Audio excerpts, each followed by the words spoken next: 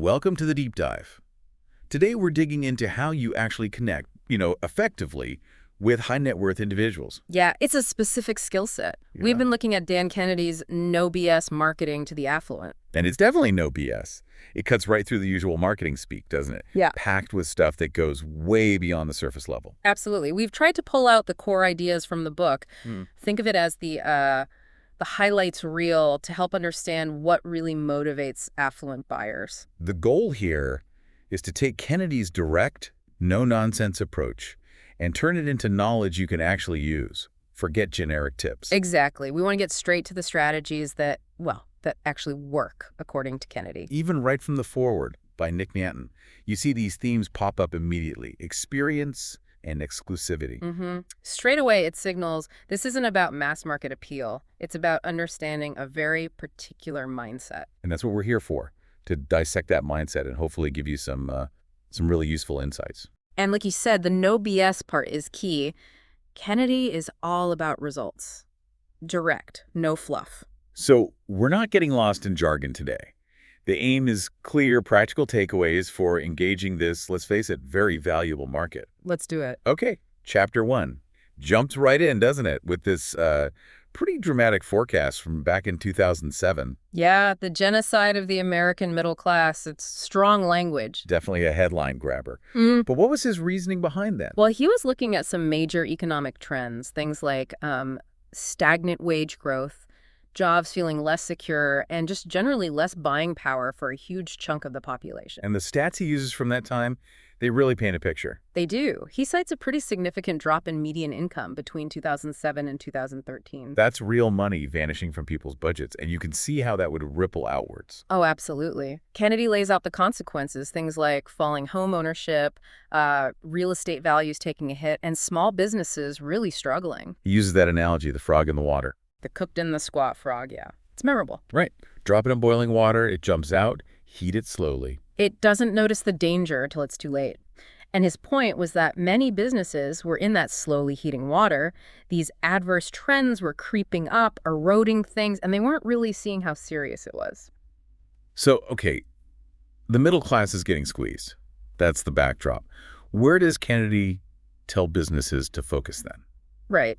He points towards two main groups. First, the mass affluent people who are, on an upward swing in move-up mode, as he puts it. Okay. And then, crucially, the affluent themselves. And within that, he really zooms in on the ultra-affluent. Let's define that. Who exactly are the ultra-affluent, according to Kennedy? Okay, so the definition he uses is households with incomes of $250,000 or more, or a net worth somewhere between $3 million and $10 million. And that represents? Roughly the wealthiest 10% of U.S. households. But the key thing is their financial clout. They control a huge slice of the total income in the U.S. and an even bigger chunk of the national net worth, including loads of stocks and mutual funds. So if you're looking for where the serious discretionary spending power lies, it's heavily concentrated in that group. So it makes total sense for businesses to want to figure out how to best reach them. Which leads us straight into Chapter 2, what the affluent really want, the keys to their spending. We already mentioned experience and exclusivity. Right, he circles back to those immediately, and he digs deeper. He emphasizes that affluent people are often looking to, quote, feel something. Feel something? How so? They're willing to often pay a premium for experiences that genuinely change their internal state. Things that evoke excitement, joy, maybe a sense of growth. Or even transformation. He mentions P.T. Barnum, right? Yeah, kind of amusingly, suggesting people have always shelled out for things that shift how they feel. So it's less about the thing itself and more about the feeling or memory it creates. Exactly, that pursuit of something memorable, maybe even life-changing. It goes beyond just the product or the basic service. And the other side of that coin is exclusivity. Absolutely critical. The desire to feel unique, to have things or access things that set them apart. Like limited editions or highly personalized services. Precisely. Or maybe membership in some kind of select, maybe invitation-only group. That ability to buy a feeling of individuality, that's a powerful driver for this demographic. Kennedy's pretty confident in his approach. He calls the book a direct route to the affluence bank vault. He does exude confidence, yeah. But it's grounded in his background. He's known for direct response marketing, very results-focused. So his no BS method is about cutting through the fluff and hitting the core principles that actually make people buy. That's the idea. Measurable results. No wasted effort on things that just look good but don't deliver. Okay, so we're getting a clearer picture. Experience, exclusivity, feeling something unique. Now, Chapter 3 really gets into the mindset, the psychology of affluence, what makes them tick. Right. And one of the first big points he makes is how much the affluent tend to dislike the idea that their wealth just came from luck or inheritance. They see it differently. Overwhelmingly, yeah. They attribute their success to their own efforts, hard work, smart decisions, taking risks, personal merit.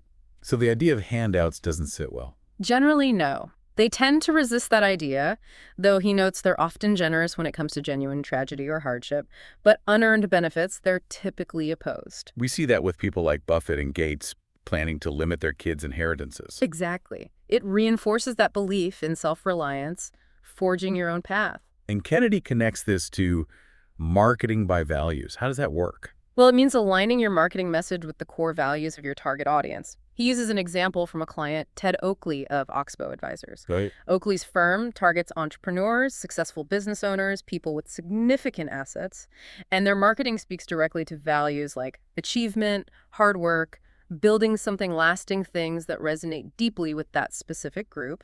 It definitely pushes back against the stereotype of the idle rich just inheriting everything. Right. Kennedy lists examples: Koch, Gates, Buffett, Adelson, Ellison, Google founders, Kerkorian, Dell. A lot of self-made billionaires. People who built fortunes from scratch, essentially. Yeah. And he suggests reading Rich DeVos's book, Simply Rich, to get insight into that entrepreneurial wealth-building mindset. These are people who usually got rich by starting businesses, expanding them, and then making strategic investments. And that experience shapes how they view things. Absolutely. It often leads to a more methodical approach, Kennedy argues. They value process, planning, research. They can be suspicious of things that seem too easy or that don't clearly represent hard work and careful development. So if you're selling them something complex, like that exotic safari example, You need to emphasize the expertise behind it, the meticulous planning, the research, the background work. Your own story of becoming an expert in that field matters a lot to them. They respect that methodical buildup. he also notes they aren't all the same, though. Using Trump as an example of someone seeking attention. Versus others who actively shun the media spotlight. It's a reminder that even within the ultra-rich category, there's diversity in personality and preferences. But are there common threads? Yeah. Things most affluent people value. Kennedy points out a few. Even the ultra-rich often feel pressed for time. So they highly value efficiency, competence, convenience. And they're willing to pay a premium for things that save them time or hassle. That makes sense. And their financial focus shifts too, right? Yeah, as wealth grows, it becomes less about just earning income and more about preserving and growing their overall net worth. So concerns about loss, losing money, status, power, security become more prominent. And alongside that, a desire for. Approval, recognition, respect, both from their peers and from the businesses they deal with. That need for validation seems to be a pretty constant theme. Okay, interesting. Now, Chapter 4 has a title that definitely catches the eye. The question Freud couldn't answer. Marketing to women. And it starts with the Zia Gabor quote. No rich man is ugly. Uh-huh. Yeah, it's provocative. But the real meat of the chapter is about the huge shift in financial power held by women in affluent households. Because of dual income careers. Largely, yes. Women are increasingly controlling not just everyday spending, but also major investment decisions, often because they're contributing significantly to the household income themselves. It's changed the dynamic. Kennedy points out a sort of paradox here, doesn't he? He does. That while women generally advocate against discrimination, they often respond really well to marketing that's specifically for women only. Like ladies' nights or women-only networking groups. Exactly. Things like that. It suggests there's a real opportunity for businesses to strategically design offerings exclusively for affluent women. He makes a distinction between what he calls women with needs and women with balls. Can you unpack that? Yeah, it's certainly direct language. The women with needs framing came up a lot, he says, around Hillary Clinton's campaigns. The women with balls concept, which he developed with a colleague, refers more to women who operate with a very rational, business-like mindset in their financial lives. But he cautions against assuming all affluent women fit that mold. Absolutely. His main point is that affluent women aren't a single entity. Their motivations vary, so he strongly advises segmenting them. Based on what factors? Things like age, location, career, education level, their specific level of affluence, the usual demographic and psychographic factors, but applied specifically to this group for more targeted marketing. He uses his own coaching groups, GKIC, as an example here. Yeah, the higher level ones like Diamond and Peak Performers. He observes that even though these members are already very successful financially, there's often intense competition within the group. Competition for what? More money. Not necessarily. More for status and recognition within the group. Who had the biggest business breakthrough? Who hosted the best seminar? Who bought the coolest new toy or took the most amazing vacation? It's about peer recognition. Exactly. And he gives the example of the Diamond Members Lounge at their events. It's glass-walled, very visible, exclusive access. So people in lower tiers can see it but can't go in. Right, and that visibility becomes a powerful motivator. It drives people to upgrade their membership to get that status, those perks, that sense of belonging to the top tier. It's clever psychological marketing. Tapping right into that desire for recognition and belonging. Oh. Okay, which leads neatly into Chapter 5, Men and Their Toys. Which connects back to what we said earlier about spending on passions. Right. He tells that story about the mail order putter. Yeah, fascinating case. A business selling just one thing, an $850 golf putter. Mail order. And the follow-up. Even more telling, a good chunk of the people who bought the putter then paid another $5,000 to fly to Vegas for a putting clinic with the inventor. Wow. That really shows the level of spending passion can unlock. Definitely. Affluent individuals with deep passions, golf, fishing, hunting, collecting, whatever it is, will often spend serious money to indulge them. And Kennedy notes a competitive angle for men, too. Yeah, he observes that for many successful affluent men, almost everything can become a competition. Owning the toy isn't enough. It has to be the biggest, the best, the newest. Playing the game isn't enough. It's about playing it better than their friends. That competitive drive spills over into hobbies. Often, yes. Okay, Chapter 6 takes a slightly different tack. Marketing to affluent, gay, and lesbian consumers is out of the closet. Starts with Voltaire. When it is a question of money, everyone is of the same religion. Very pointed. It highlights the growing recognition of the significant spending power within the affluent LGBTQ+ community. Kennedy notes more companies are specifically targeting this group now. He gives that Hurrah's example. Yeah, the casino company. Their research apparently showed that gay male travelers spent, on average, 30% more than straight male travelers. 30%? That's a huge difference. It is, and it ties directly into one of Kennedy's No B.S. keys. Who you bring through your door matters a lot. Why not deliberately get higher value customers? The principle applies broadly, intentionally seeking out higher value segments like affluent gay and lesbian consumers. Makes good business sense. Okay. Now, Chapter 7 tackles a big demographic. What about the baby boomers? Are they yesterday's news? There's often this idea they're all retiring, income shrinking. Kennedy really pushes back on that, calls it oversimplified, largely wrong. He quotes Dr. Mary Furlong saying boomers are actively reinventing their lives, new work, travel, different spending. And Leslie Harris's point about age being a lifestyle choice. Right. Not a chronological imperative, it's a different mindset about aging. That Merrill Lynch survey reinforces this too, doesn't it? Most boomers not interested in traditional retirement at 65. Yeah, planning to work longer, maybe start second or third careers, or launch businesses with more flexibility. It's not about stopping. It's about shifting gears. He gives examples from his GKIC network. He does. Susan Berkeley's Voiceover Academy getting lots of students over 55 looking for engaging ways to earn, and Brent Fogel's options trading course attracting a similar demographic, wanting intellectual stimulation, maybe extra income, but not a 9-to-5 grind. So far from being yesterday's news, they're a dynamic market. Which brings us to Chapter 8. What do they want? What will they buy? What are the key themes for boomers? Kennedy acknowledges generalizing is risky, but he quotes Ken Gronbach for a summary. They know what they want at this point. Only 3 things. 1, life made easy. 2, time saved. 3, not to be ripped off. Simple but powerful drivers. Yeah. Ease, time, trust. Exactly. And meeting those needs requires, Kennedy argues, a real shift in marketing. New thinking about demographics, relying more on psychographics, their values, lifestyles, using lead gen ads so they self-select. Precise segmentation, smart databases, and crucially, being willing to reinvent your business to actually meet those specific boomer desires. He thinks many businesses will miss the boat here. Yeah, he predicts many will fail to capitalize because they lack the adaptability or the commitment to truly understand and serve this evolving market, which of course creates opportunity for those who are willing. Okay, Chapter 9 digs deeper into attitudes. A look at the attitudes governing boomer spending, starting with how they view aging itself. Right. They tend to reject terms like aging baby boomers or ABBYs. Research shows they don't see themselves as old. They're often optimistic about living longer thanks to medical advances. Like that Dove survey, women 50-64 not identifying as older women. Exactly. And Kennedy stresses remembering gender differences when marketing to boomers, too, another layer of segmentation needed. He mentions their faith in medical cures. Yeah, sometimes an almost unwavering belief that medicine will fix things, which he observes can sometimes lead to less focus on proactive self-help or health discipline. Interesting.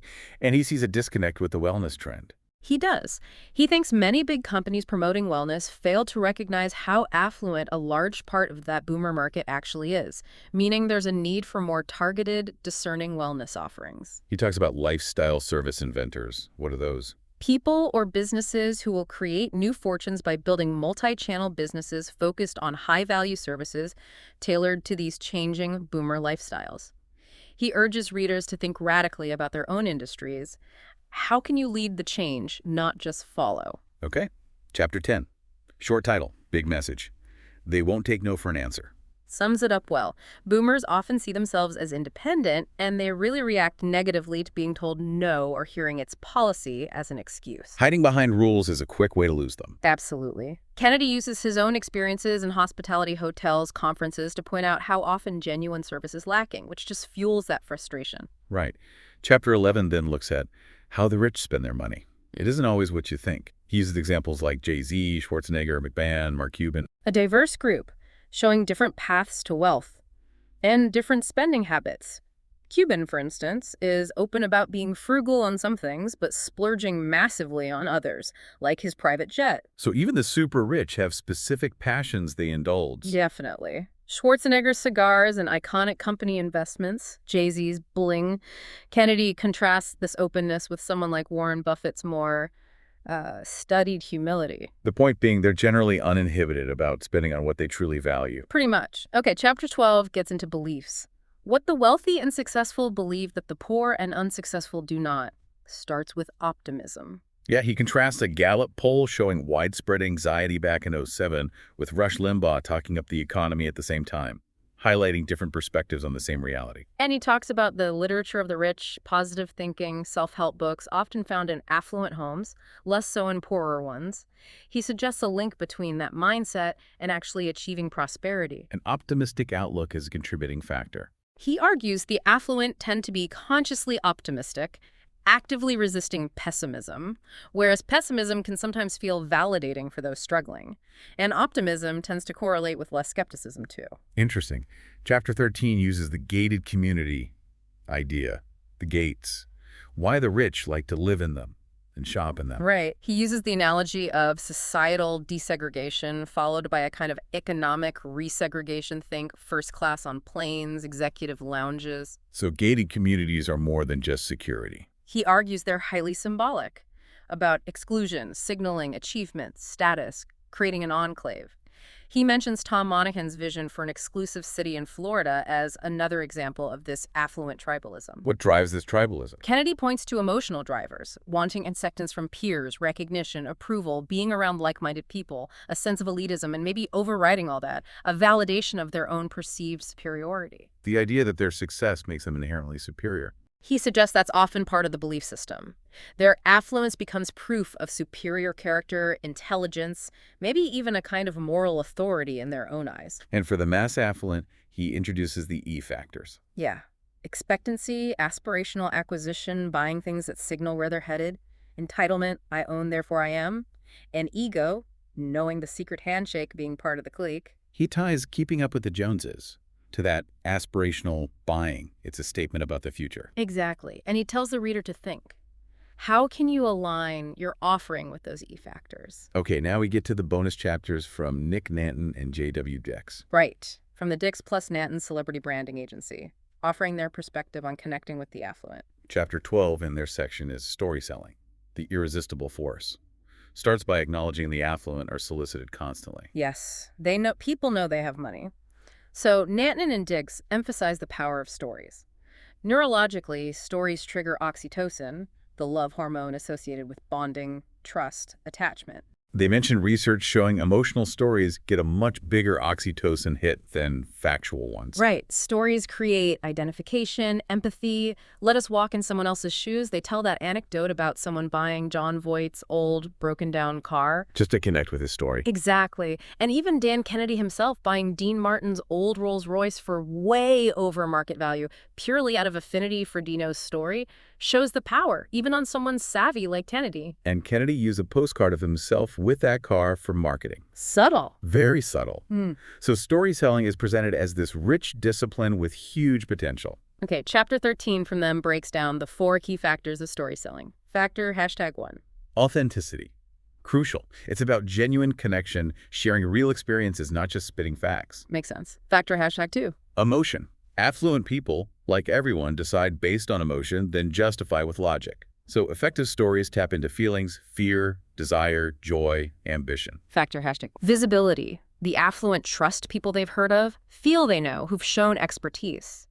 The example given is a tax lawyer who wrote a book instantly more credible. And the Diggs plus Nanton agency focuses on getting clients visible. Yeah, through major media, bestseller books, branded films. Like Kennedy himself built his name via books and seminars. Visibility builds trust. And the last one, factor #4. The X factor, this is more than just being an expert. It's demonstrating that expertise in a public, reputable forum that connects with the audience. Like Neil deGrasse Tyson. Perfect example. Lots of astrophysicists, but his visibility through media like Cosmos, which he could do partly because of connections, like with Seth MacFarlane, gives him a unique authority. It's not ego, it raises your profile, builds trust, widens reach. They also mention author John Green's online videos being key to his success. Right. Connecting authentically with readers online was maybe even more crucial than just the writing itself in driving those initial sales. Okay, chapter 14 introduces their business trifecta, the magic formula.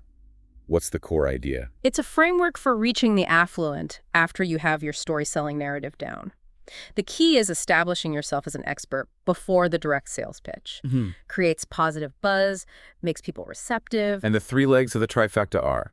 Media, PR, and marketing. Let's take media first. Okay, they distinguish between mass media, TV, radio, big newspapers, general internet focused on reach, and direct media, things you control more, like CDs, DVDs, newsletters, documentaries focused on targeted content. Direct media gives you more control. Exactly. Control over the message, targeting, building relationships. Their example is the real estate agent writing a book on luxury homes builds credibility and acts as targeted marketing.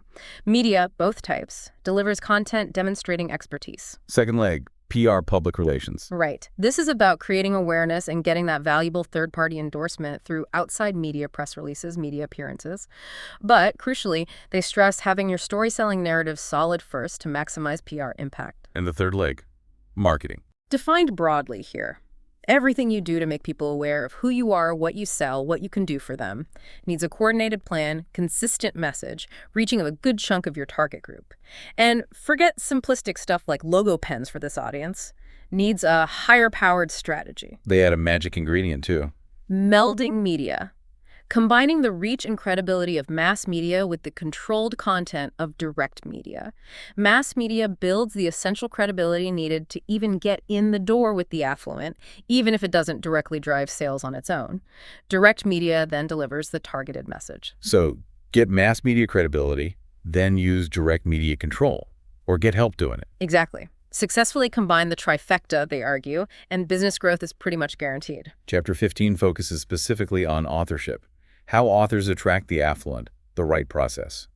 Is writing books still viable? They say absolutely yes, pointing to Kennedy's own huge list of books. Books have always launched movements, they argue, and are still vital for thought leaders and celebs to expand their brand and control their narrative. The oldest form of social media. Because they start conversations, yeah. And for the affluent specifically, being an author conveys prestige and authority. They make that interesting point that it doesn't even matter if they read the whole book. Kind of counterintuitive, right? But the mere fact you wrote it signals expertise and credibility in their eyes. That can be enough. They use the Stanley Marvel example here. Yeah, to show how different media amplifies a story. Comics built the following, but it took believable movie tech for the massive mainstream financial success. Same core stories, different amplification. Okay. Chapter 16 makes a big claim for branded films and story selling. Powerful partners. Yeah, The best way to story sell. that's their argument. Film is compelling, brings stories to life dramatically, persuasively, especially for high-paying customers. They mention Morgan Spurlock putting himself in his documentaries. Like Supersize Me. Right. Increases visibility, led to more success. The idea is, in a branded film, you are the star. Makes you relatable, magnetic, connects on a gut level, maybe more than writing. And that familiarity helps overcome sales resistance. That's the theory. When a story-selling narrative comes alive on film, people absorb it deeply, remember it, and they know it's a good time for it. Tech makes high-quality production more affordable. But the skill is still needed. Oh, yeah. Equipment is cheaper, but writing a winning script, editing effectively to sell, that's still a specialized skill. Chapter 17 talks about the global affluent tribe. Are the affluent above tribalism?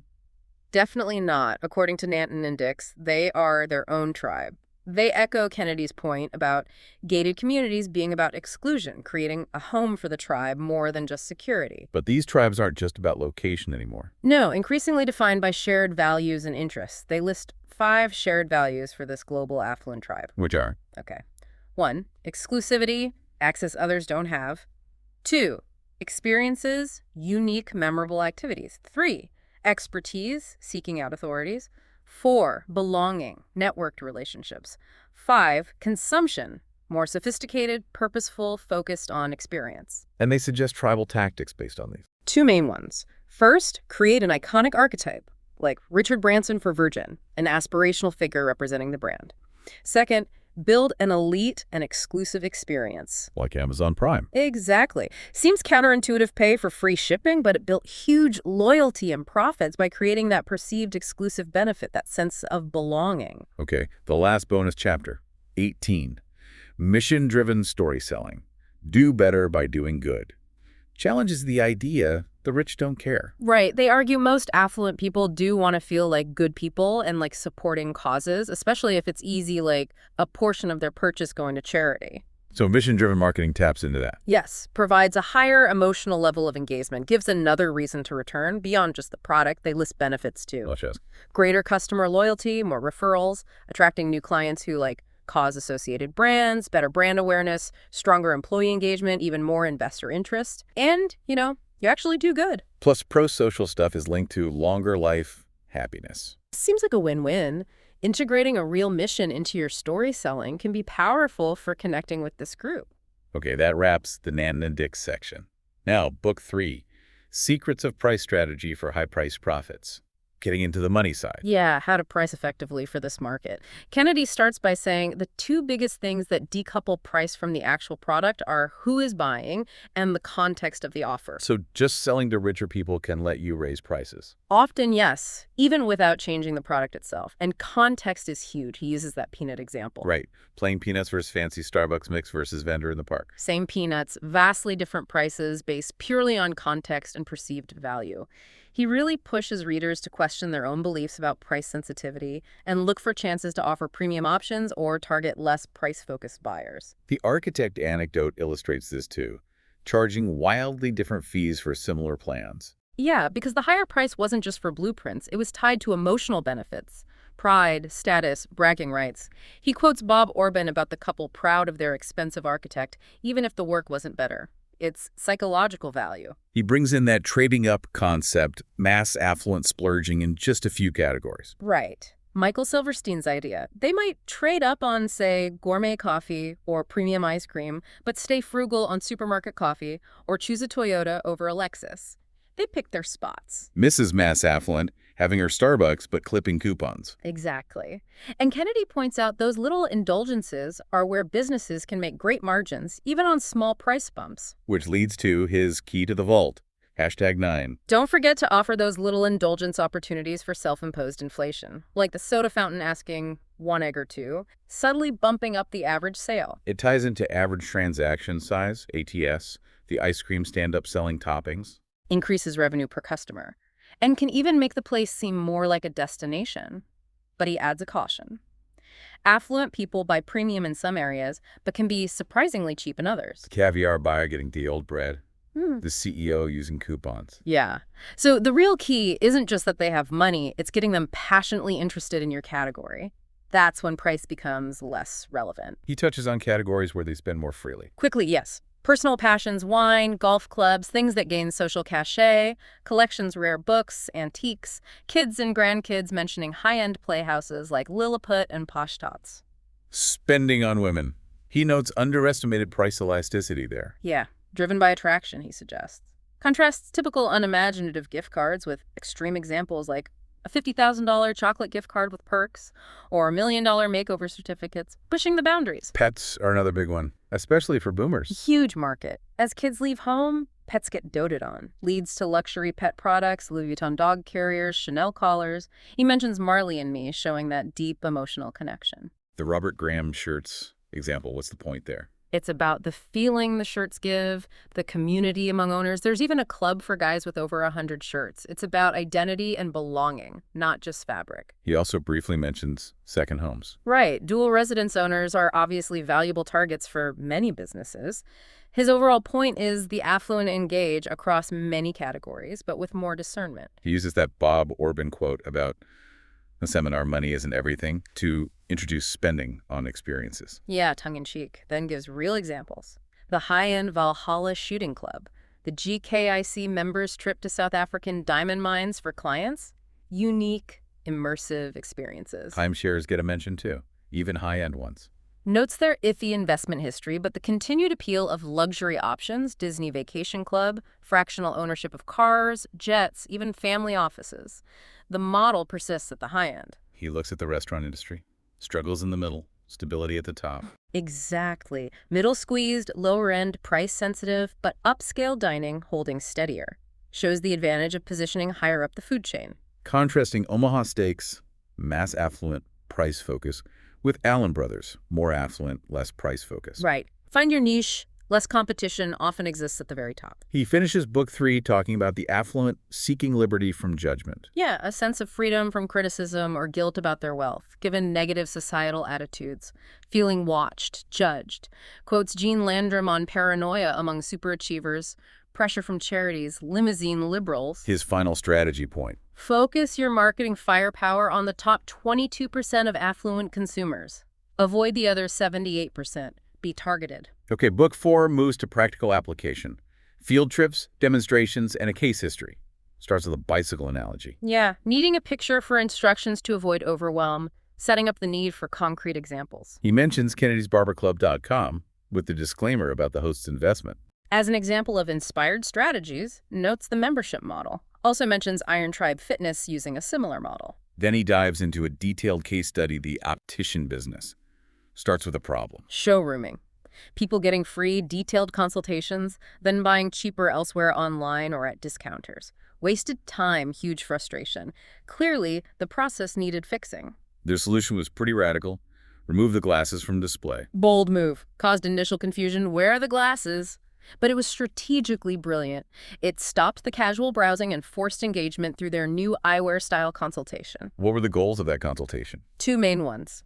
Eliminate the usual retail hassles, and position the optician as an expert stylist, very appealing to affluent clients who value time and expertise. It addressed common frustrations affluent clients have with eyewear. He highlights 3. Needing help navigating overwhelming choices, having had bad past experiences, and simply having higher standards. The consultation was framed as the direct solution. They developed scripts for this. Meticulously. Especially for that initial conversation when someone walks in expecting to browse and finds no stock on display, guiding them towards the consultation. And they used props to create a premium feel. Yeah, small details matter. Fresh flowers, real tea in china cups, Nespresso, nice chocolates, cool coffee table books, jazz music. Creating an atmosphere. What was the outcome of shifting to this model? Fewer clients overall, but much more profitable ones. More time to focus on ideal clients. And the work became more enjoyable for the staff. He addresses the expensive frame issue. By saying price is relative, And crucially, they avoided direct comparison by using exclusive brands and designing a process where value, not just price, was the focus. Comparison became difficult. How do they attract the right prospects? Through qualification, people applied online for a free consultation, gave info on their needs, and were screened by a client experience coordinator before booking, filtering out tire kickers. He also stresses showing up differently, the building itself. Right. Using the unique character of their building helped create a destination practice, not just another shop relying on foot traffic. And this extended to language, Yeah. eyewear, gallery, consultation, Exactly. Elevating the perception through careful word choice. and the print newsletter, Jones & Co. Life. As a tool for personal connection, sharing relevant stories, building trust by showing shared values, keeping top of mind between purchases. Okay, Book 5, Expert Status. How to get it, how to use it. Perceived expertise matters more than credentials sometimes. That's his argument. He tells the story of a speaker with few formal qualifications commanding higher fees than academics, purely based on perceived expert status he'd built. What are the paths to getting this status? He lists 3. Yep. Path 1, publication, books, white papers, newsletters. He notes self-publishing works just fine for this purpose. It's about getting your ideas out there under your name. Uses the fishing ad example. Again, writing a book gave him credibility with executives. Path 2. Promotion. Actively showcasing expertise, speaking gigs, workshops, webinars, any public platform where you demonstrate your knowledge. And Path 3. Publicity. Leveraging media, TV, radio, print, online appearances. Getting that third-party validation. He mentions Oprah, Ryan Seacrest, building huge platforms for visibility and trust. Shares examples of financial advisors using radio or seeking endorsements. He then uses the J. Peterman catalog as a case study in unique marketing, analyzes 3 descriptions. Right. First, the Gatsby shirt. Evokes history, luxury, exclusivity through storytelling. Then Hemingway's Havana shirt. Connects to romance, adventure, a specific aspirational image. And third, the catalog itself as an owner's manual. Creates community, belonging, makes readers feel part of a club. Kennedy highlights the catalog's whole approach. Story over selling, engaging imagination, building rapport, shares stories of customers feeling deeply connected even if they didn't buy often. The E. Digby Boltzell Memorial Tweeds example. Using a tribute to add perceived value and target a specific intellectual demographic. Clever. The RAF bomber jacket description. Using vivid imagery and history to create desire. And he stresses their absolute satisfaction, period, guarantee. Using the anecdote of replacing worn-out boots free.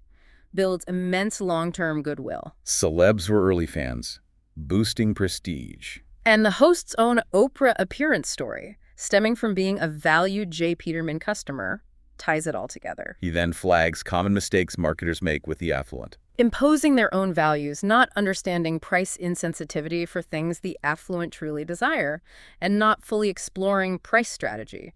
Recommends his No B.S. price strategy book again. And reiterates the 3 paths to expert status, publication, promotion, publicity, noting self-publishing's advantages for speed and control. Exactly. It's about taking control of how you're perceived. Finally, Book 6, the rest of the story. Kennedy's final thoughts. What's the big takeaway here? The fundamental shift needed is from selling product services to selling trust. That's the ultimate goal. He emphasizes his and Matt Fury's experience and the No B.S. brand integrity. Yeah, building on their track record.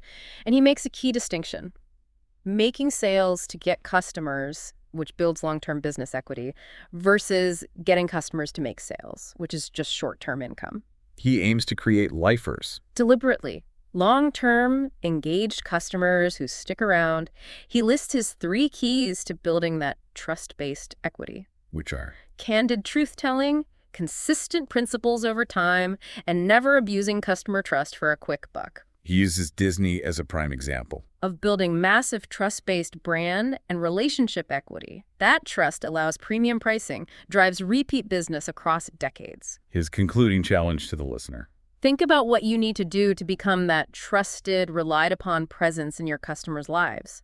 How do you build that equity so they stay with you? He uses that analogy of the regular person versus the Cleveland Clinic specialist. Right. Same health advice, but the specialist's words carry immense weight because of that pre-existing trust, that equity they've built. It demonstrates the power of being the trusted authority. Okay, so wrapping up our deep dive into No B.S. marketing to the affluent, the big themes seem to be understanding that unique affluent mindset, Yeah, motivations go way beyond just price. It's about experience, exclusivity, feeling understood, feeling special, and ultimately about trust. And we've covered a lot of strategies targeting the right people, crafting compelling stories, building expert status, getting smart about pricing psychology. Definitely actionable stuff in there.